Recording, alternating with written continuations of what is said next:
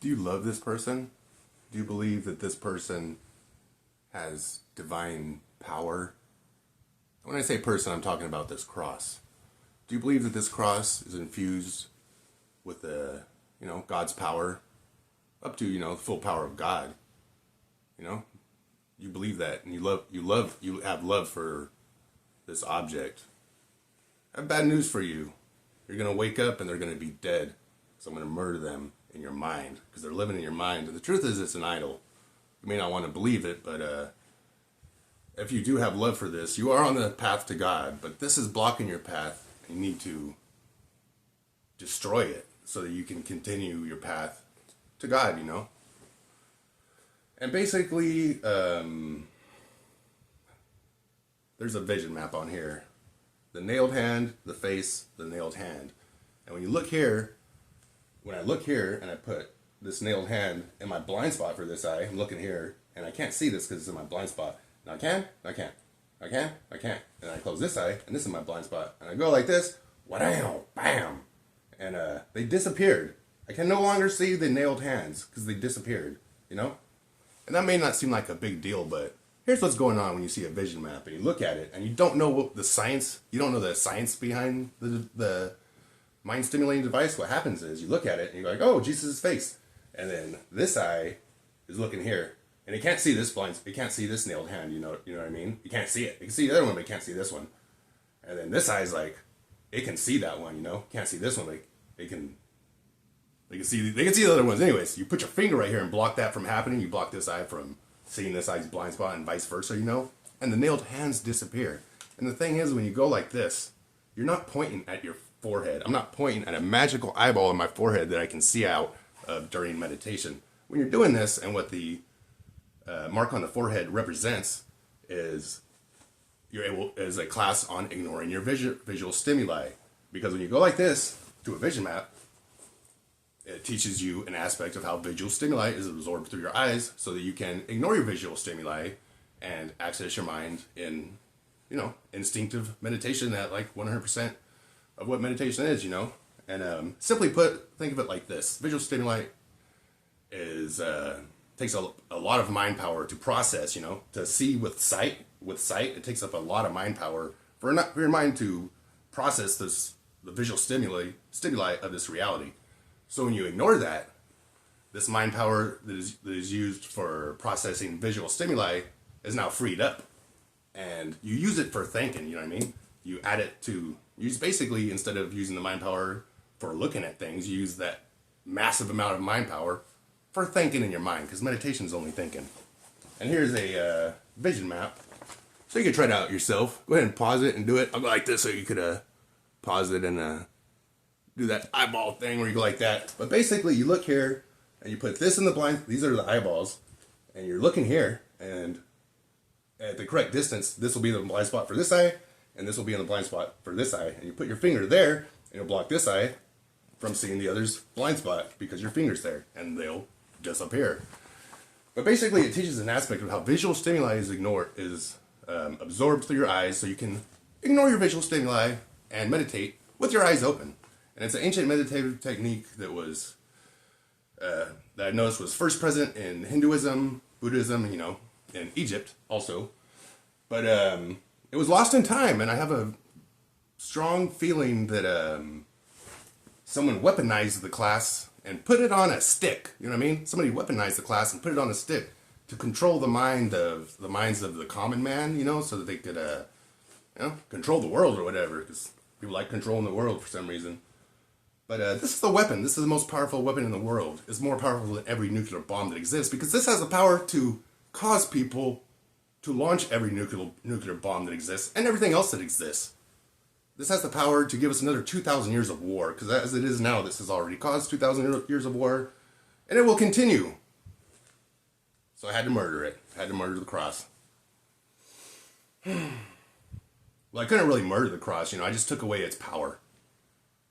Basically, I took away all of the cross's power, and now it has a little stick.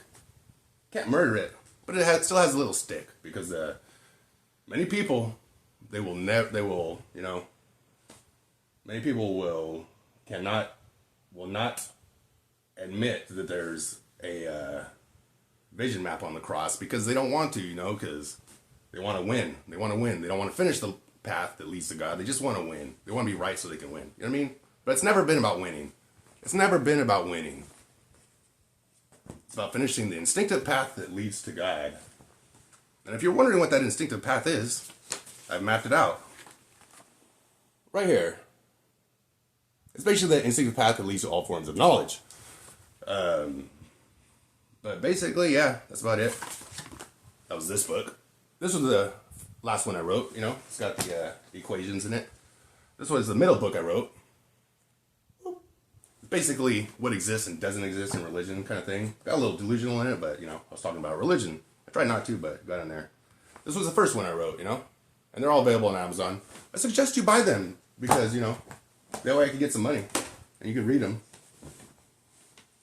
Eventually I will make some videos where I read all these books, one at a time, different books, read them all, but that's for another day. That's a little bit in the future. So if you want them now, just go ahead and buy them now. They're on Amazon. In any case,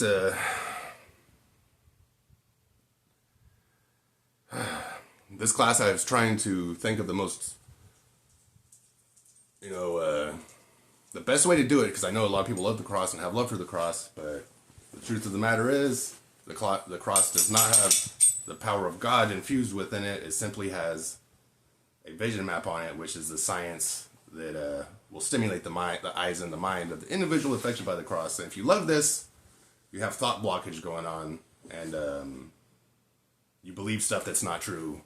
That's just what comes along with idolatry, But you can put it down. You can put it down and keep the science so you can access your mind, like all the prophets did, because they did it. They accessed their mind in meditation that way, but they just didn't know what was going on. But that's what was going on. They're ignoring their vision to access their mind in meditation. It's what the Buddha taught. It's what it's what all the it's basically what the way that the world exists. Access your mind in meditation. Say that true prayer. Get to that true prayer that everybody tries to get to, In any case, sorry I had to murder your best friend. But they were not created by God. They were created by humans.